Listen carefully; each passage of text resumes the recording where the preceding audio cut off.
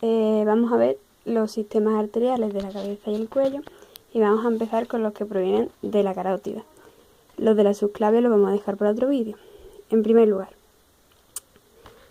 del arco aórtico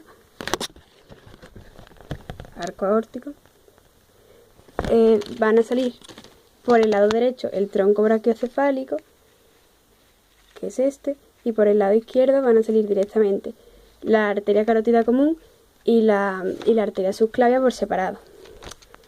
La arteria carótida común en el lado derecho sale del tronco brachiocefálico, está aquí, y va a seguir ascendiendo hasta su bifurcación en arteria carótida externa, que es toda esta, que sigue por aquí, y arteria carótida interna, que se ve muy mal aquí detrás, que yo la coloreo más clarito, que se introduce en el cráneo por el orificio externo del conducto carotidio para irrigar estructuras de dentro del cráneo. La bifurcación tiene más o menos lugar a la altura del cartílago tiroides. Bueno, entonces vamos a empezar con la arteria carótida externa. Vale. Bueno, antes de nada, para tenerlo en cuenta ya para el resto de la práctica, como referencia a las arterias vamos a utilizar los espacios preestilio y retroestilio, es decir, los espacios en relación con los ramilletes de los músculos estilios, que son, como su nombre indica, por los que salen de la estiloide, el estiloideo, el estilofaringio y el estilogloso, y también se une el vientre posterior del músculo digástrico, de manera que lo que queda, digamos, más cercano a nosotros respecto al velorcio, pero que en realidad es más anteromedial, sería preestilio, anterolateral sería preestilio, y lo que queda por detrás, más posteromedial, es retroestilio. Vale. Bueno, la arteria carótida externa comienza a ascender lateralmente y la primera rama que va a dar es esta, que es la arteria tiroidea superior, para irrigar a la glándula tiroides, pero de ella se desprende primero una ramita que se introduce por la membrana tiroidea junto con el ramo interno del nervio laringio superior para irrigar los músculos y mucosas de la laringe, que se anastomosará con la laringe inferior, que veremos más tarde. Y bueno, la arteria tiroidea inferior pues desciende y da una serie de ramas glandulares para irrigar a la glándula tiroides. Vale. La siguiente rama que va a dar la arteria carótida externa es a nivel del asta mayor del hueso hioides, que es la arteria lingual. La arteria lingual hace un recorrido paralelo al del nervio hipogloso, pero separados por el músculo hiogloso, de manera que el nervio, como vemos, pasa lateral a él y la arteria, la vemos saliendo por aquí, habría pasado medialmente a este músculo, ¿vale? Va desde aquí, pasa medial al músculo y pasa por aquí. Y va a dar una serie de ramas. Una muy chiquitita que está aquí, yo tengo con el número 18, es la rama dorsal de la lengua. Estas, pues que se iría lateralmente hacia la raíz y el dorso de la lengua. Esta es la arteria lingual profunda, que se va a dirigir para irrigar los músculos linguales, y más inferiormente la arteria sublingual para la glándula sublingual, el suelo de la boca, etc. Los territorios de irrigación, como siempre, no es algo que esté puramente establecido, sino que van a depender. Vale. Posteriormente da otra rama, la arteria carótida externa, que vemos aquí muy finita, que asciende, que es la arteria faringea ascendente. Lo vemos ahí medial al vientre posterior del músculo digástrico, es decir, está pasando por el espacio retroestilio. Vale, eso va a dar una serie de ramas, pero que no están no entran en la práctica. Y esta que sí que entra, es importante, es la arteria facial, que es esta. que pasa por el espacio, o lo diré, retroestilio, pero pasa al espacio preestilio con la carótida externa entre los músculos estiloideo y estilofaringeo. ¿Vale? Esta queda así muy espiralada. Y la primera rama que va a dar es esta de aquí, que es la arteria palatina ascendente. Y esta arteria palatina ascendente da una pequeña ramita, que tengo yo aquí puesto un asterisco muy raro porque es muy chica, que es la rama tonsilar para irrigar a la tonsila palatina, que no se ve en este plano, pero que se ve en el de abajo, ¿vale? Vale, la arteria facial va a pasar entre los planos profundo y superficial de los músculos de la cara, pero antes da otra rama, que es esta, y que es la arteria submentoniana, que es la que pasa medial al miloideo, o sea, no, al revés, y va a irrigar a los músculos del suelo de la boca principalmente. Bueno, ahora sí, no lo voy a cerrar bien. Vale. En el plano más superficial, ahí, aquí,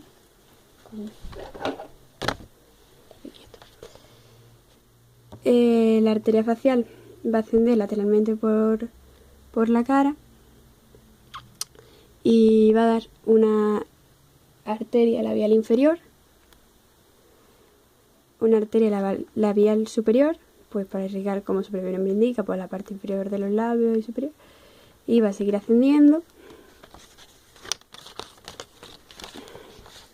Da aquí una rama que es la arteria, no viene en la práctica, pero bueno,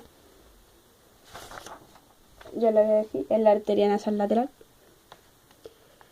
Y ya como rama terminal da la arteria angular, que es anastomosa con una rama de la arteria oftálmica, que es de la carótida interna. Pero bueno, la arteria angular, rama terminal de la arteria facial. Vale, ahora seguimos con las ramas de la carótida externa, ramas colaterales, porque las terminales son las que veremos luego, que es esta de aquí, esta que pasa posterior inferiormente al vientre posterior del músculo digástrico. Es una que ya conocemos. A ver si puedo cerrar. Es esta de aquí, que es la arteria occipital, para irrigar el cuero cabelludo, pues, de toda la zona posterior de la cabeza y demás. Y además da otra rama en el espacio preestilio de la arteria carótida externa. ¿Veis? Aquí está saliendo entre el estiloideo y estilofaringeo, que esto, por donde sale, por lo visto a los del trabajo le hice mucho hincapié. Bueno, desde el espacio preestilio, arteria auricular posterior, que ahora mismo no sé si se ve en otro plano. Sí, que creo que es esta también, ¿vale? Para irrigarla, pues, la zona posterior del pabellón auricular. Bueno, ahora la arteria carótida externa va a tener unas ramas terminales. Estas ramas terminales las da posterior inferiormente al cuello de la mandíbula. ¿Dónde está el cuello de la mandíbula? Aquí, pues aquí las está dando, ¿vale? En el espesor de la glándula parótida, se supone. Bueno, ¿cuáles son estas ramas terminales? Pues la arteria temporal superficial, que es esto de aquí, o sea, estos dos piquitos forman parte de la arteria temporal superficial, ¿vale? Y esta será la arteria maxilar, que ahora la veremos. Bueno, la arteria temporal superficial es la rama temporal, o sea, perdón, la rama terminal lateral de la arteria carótida externa. La primera rama que da es la arteria facial transversa. Un segundo. Sí, es la arteria facial transversa o transversa a la cara, que vemos como este piquito de la arteria facial transversa, que luego vamos a ver en superficie.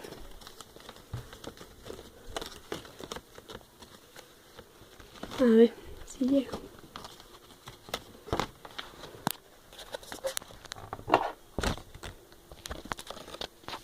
A ver, la arteria facial transversa es esta, ¿vale? Está pasando como paralela, diríamos, al arco cigomático. El arco cigomático estaría aquí, paralela e inferior a este arco cigomático, vale, que va a dar unas ramitas, pero que tampoco nos interesa. Luego, la arteria temporal superficial da otra rama que es inconstante, que es muy pequeña, está aquí, que es la arteria temporal media, que se introduce para situarse medial al músculo temporal en la fosa temporal, vale, que es esta chica de aquí, ¿vale? Arteria temporal media.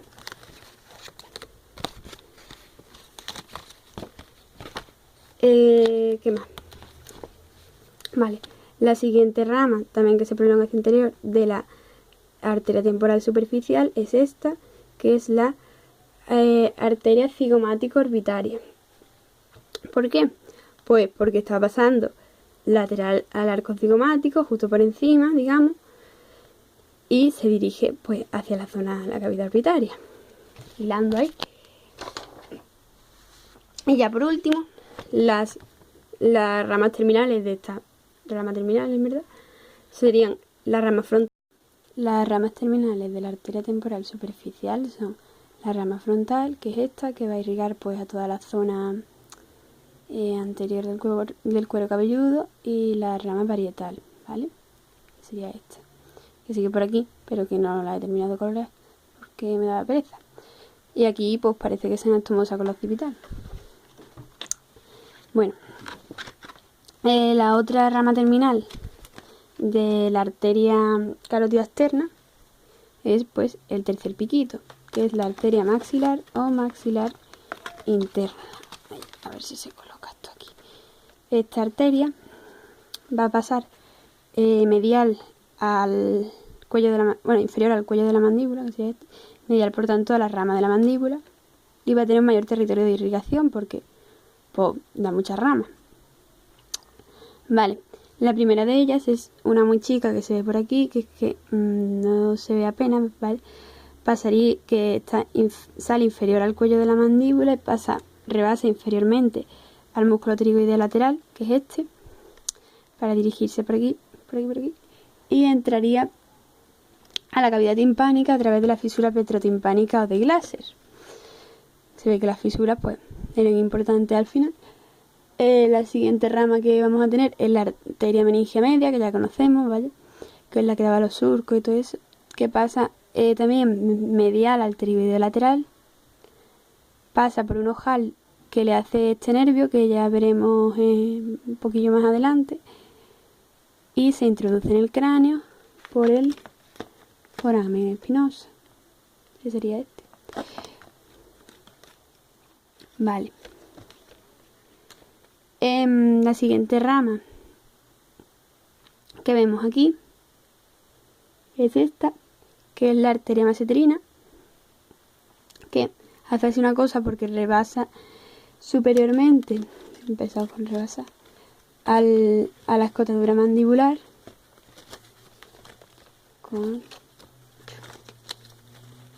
¿vale? Aquí pasa y vemos cómo irriga desde su zona medial al músculo macetero.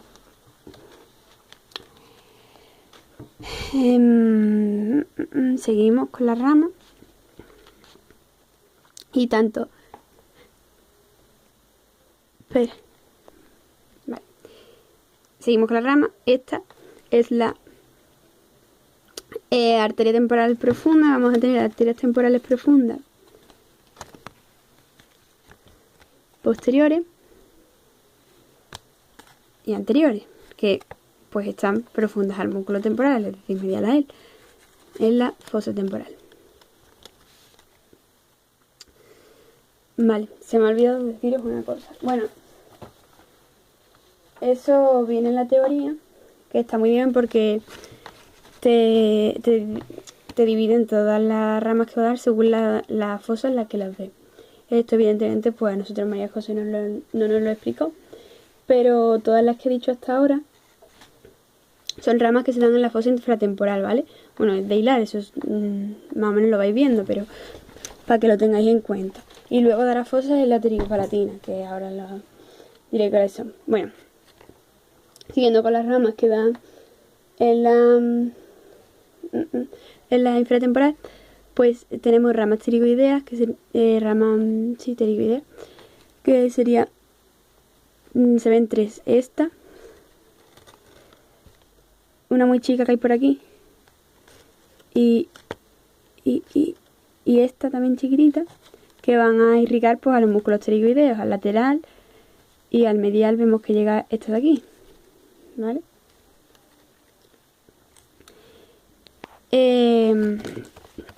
Aquí inferiormente, esta que baja y se mete por el conducto mandibular, es la arteria alveolar inferior o dentaria inferior, que da más ramas pero que no se ven.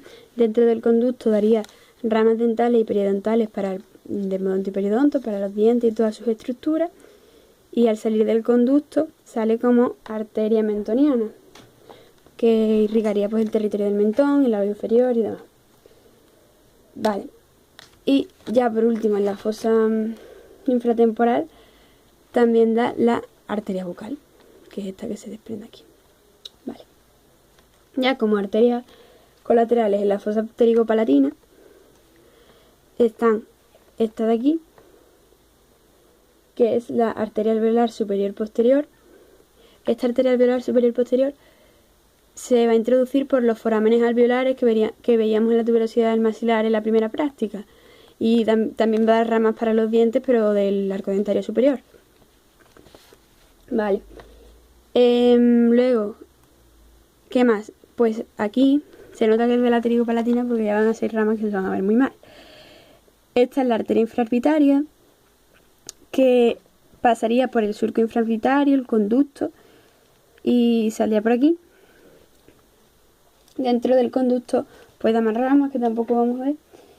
Y bueno, pasaría por la fisura orbitaria inferior. La fisura orbitaria inferior es el espacio entre el maxilar, y este, que es del esfenoide. Vale. Luego, además de la arteria infraorbitaria, tenemos la arteria del conducto pterigoideo ovidiano, que también vimos en esa práctica que se veía muy mal, que es esto que tengo ya aquí muy chico, ¿vale? Esto sería el conducto pterigoideo ovidiano, que es el espacio que estaba en la base de la apófisis pterigoide, lo enseñaré en el cráneo, pero es que no lo tengo aquí. Si podéis mirarlo en vuestro cráneo, mejor. Porque ya sabéis que Aníbal, pues, eso, quiere que lo tengamos en cuenta, que integremos el mantenimiento y ese rollo. Y ya como arteria en la fosa ptericopalatina tenemos esta, que es la arteria palatina descendente, ¿vale? No sé si os acordáis que por aquí había una comunicación con los conductos palatinos mayores y menores. Entonces, ¿qué pasa? Que la arteria palatina descendente se va a dividir en arterias palatinas mayores, o arteria palatina mayor, que va a irrigar por el paladar duro, y arteria palatina menor por la zona del paladar blando. Vale, que va a tener una anastomosis que ahora os voy a contar. Rama terminal, como rama terminal de la arteria maxilar. ¿Dónde está la arteria maxilar? Aquí. Como rama terminal de la arteria maxilar tenemos las arterias esfenopalatinas. Básicamente es que cuando la arteria maxilar se introduce por el foramen esfenopalatino, que aquí se ve aquí muy mal, ¿vale? Debería verse una ramita pequeña metiéndose ahí, que sería de la arteria, se pasaría a denominarse arteria maxilar, arteria esfenopalatina, ¿vale? Que aquí la vamos a volver a ver. Esto sería el foramen esfenopalatino, y aquí también, esta sería la arteria esfenopalatina, que va a dar ramas nasales posteriores laterales izquierdas, como se ven en el velorcio, y ramas septales posteriores. Vale, ¿qué es esto de izquierda? Ramas nasales posteriores laterales son estas, que pertenecen al lado izquierdo porque recordamos que es un corte sagital medio. Entonces, pues esto sería una mitad y esto sería el tabique. Entonces, pues, fosa nasal izquierda, vale. Ramas nasales posteriores laterales, que van a anastomosarse con estas que vemos aquí, que son de las ramas de la carótida interna, que ahora os cuento. Y ya en el tabique, ramas septales posteriores para irrigar pues toda esta región posterior inferior del tabique nasal. ¿Por qué? Porque septum pues era tabique.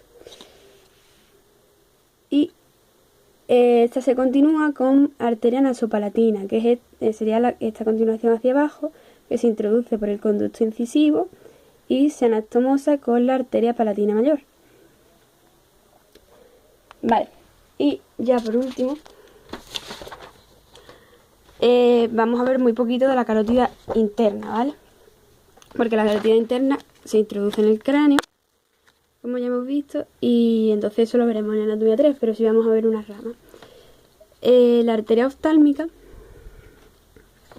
pasa por el conducto óptico hasta desde la fosa craneal media hasta la cavidad orbitaria, y entonces una vez la cavidad orbitaria pues vuelve a entrar por los da las arterias hemoidales anteriores y posteriores, que se van a introducir a la fosa craneal anterior por los forámenes hemoidal anterior y posterior, y vuelven a meterse por la lámina cribosa hacia la cavidad nasal. Hacen una vuelta un poco rara, pero bueno.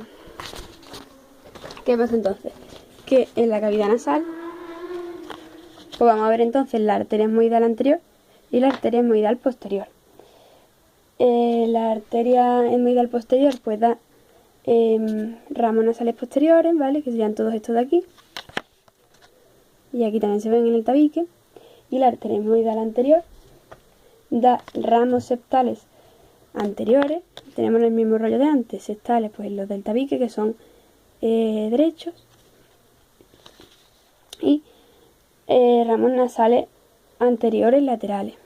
Serían estos que se dan por aquí, que irrigan pues las celdillas anteriores y medias del hemoide, el seno frontal y demás. ¿Qué pasa? Que estas hemoidales, como ya hemos dicho antes, se van a anastomosar pues que se me ha cortado, que se van a anastomosar las hemoidales con las ramas nasales posteriores laterales que venían de la esfenopalatina. ¿Y qué pasa cuando se anastomosan estos sistemas que vienen tanto de la carótida externa como de la interna? Pues que tenemos aquí un área que ya conocemos y que a Fede le trajo problemas, que sería el área de Kisselbach, ¿vale? El área de Kisselbach pues es la confluencia entre las distintas arterias y ramas de la cavidad nasal que provienen de la arteria carótida interna y externa. Y esto es todo de arterias carotidias.